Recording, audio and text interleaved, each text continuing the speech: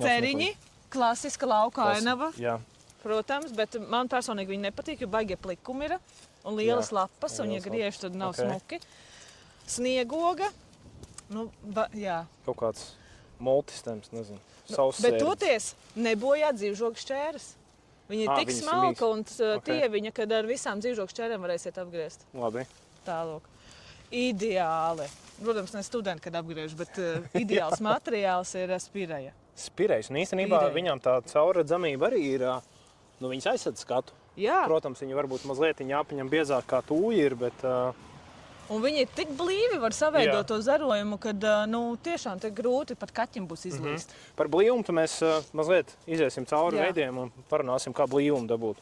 Atkal klasiski alpu, nu, jāņoga alpu vērene. Jā. Ideāls kapu apstādījumos, daudz viņi tiek stādīta, bet arī, nu, Viņi dod arī ogas? Nē.